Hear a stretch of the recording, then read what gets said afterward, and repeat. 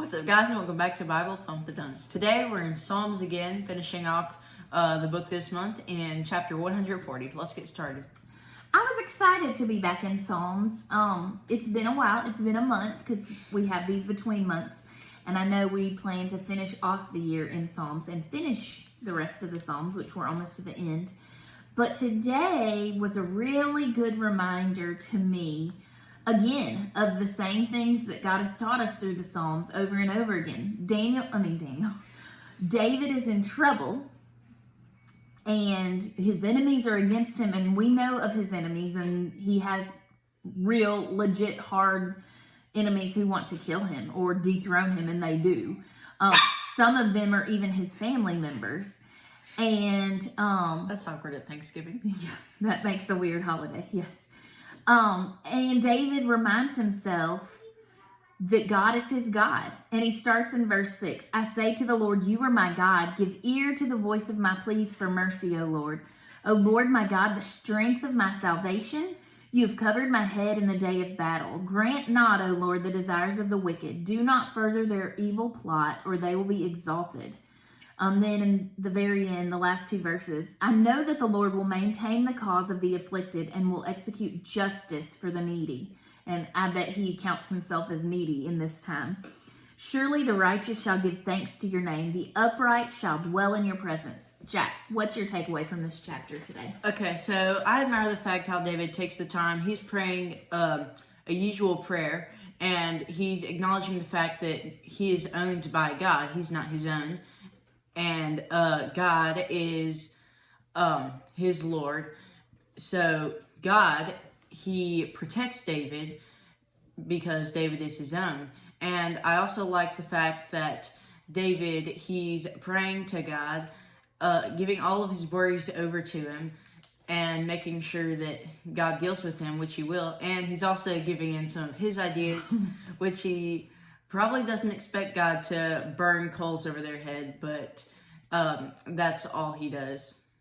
Have y'all ever done that when you pray to God and you need answered prayer and you maybe have good ideas of how God could answer those prayers? That's kind of what I see here with David, and I know I'm guilty of that. And what I have found, though, is when God answers those prayers, he hardly ever answers them in the way that I think he should, but his answer is way better than anything I could think up or dream up. So no burning coals. Yeah, no burning coals for our enemies.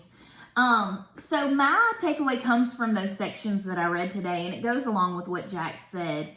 I love how David once again shows us how he preaches the gospel to himself. He has all these enemies against him. He tells God all the things that they're trying to do. They're trying to kill him. He tells them how bad they are, how they're talking bad about him.